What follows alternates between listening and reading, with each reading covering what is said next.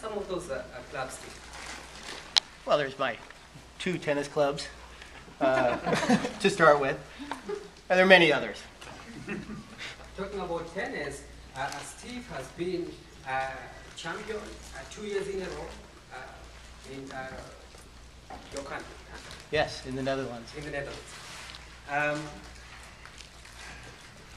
He stands on about RIDM, about decision making.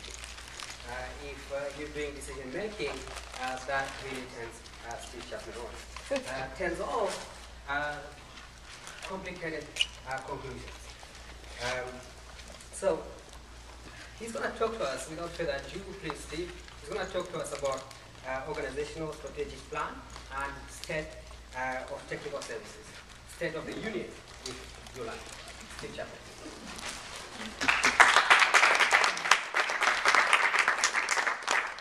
Thanks, everyone. We're a little bit pressed for time today, and I wanted to get some feedback from you. So I'm going to change my presentation a little bit and try to weave in my comments in a dialogue with you. So I'm going to ask everyone to stand up. I want you to shut your eyes. I want you to take a really deep breath. In, out.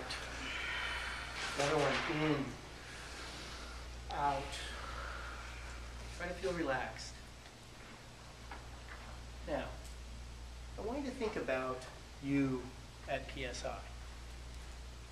You, the individual, battling against this huge behemoth called PSI.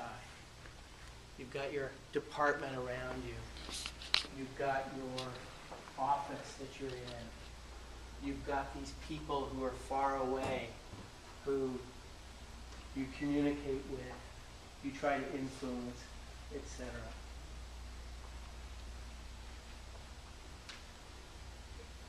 In that world, you alone, you have thoughts about how you would like, specifically your office, or maybe the global organization, to behave. Sometimes I think you're really happy with it. But oftentimes, it's not perfect. It's not perfect. You would like to be able to change it. Change it in ways that are better for you, and better for your department, and better for your office, or even better for PSI. You are among our most educated people. One of the comments I would like to make later is about your influence on the organization. You're very influential. This is an opportunity for you to give feedback. Negative things, concerns, worry. Why don't we just breathe in, breathe out, and let some of those things, that inner dialogue that you have about PSI, come up to the top of your mind just for a minute.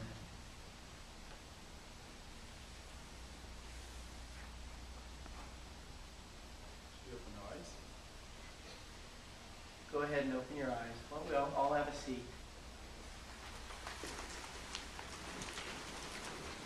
Do things come to your mind? What are some of the things that you would like to give feedback on at PSI? What are the things that you would like changed? What are the things that you're happy with? Who wants to go first? Julie.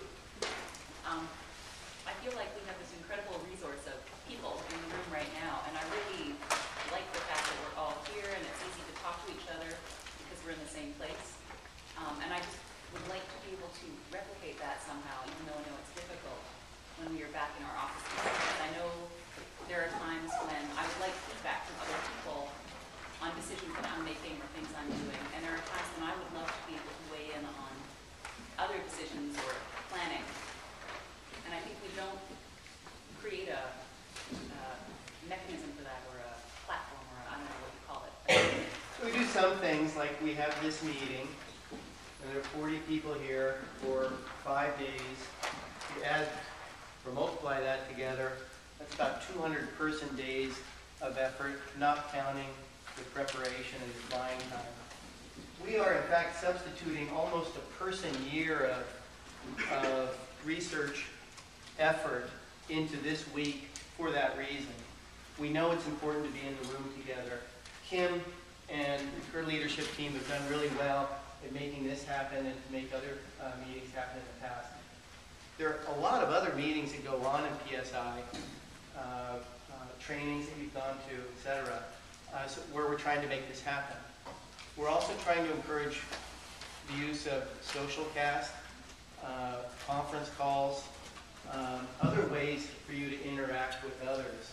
But there's a lot more we can do, and some of that depends on your own behavior, which is what I think Reshma is trying to incentivize in getting you used to using social media. It's not easy to use social media, is it? It's a little bit intimidating. Who's reading that stuff? Are they going to give me feedback? What if no one responds? So we need you also to adjust with the times. We do conference calls, and sometimes I miss someone on a conference call. I may send them an email afterwards and say, I missed you on the conference call, and the response is, oh, I hate conference calls.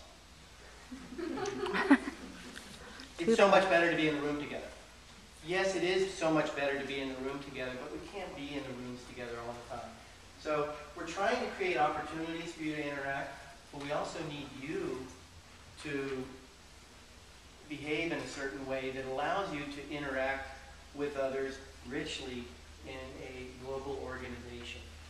So if you're finding it difficult to engage in a conference call or to engage in social media, maybe ask yourself the question, how can I make this easier for myself? What is my fear?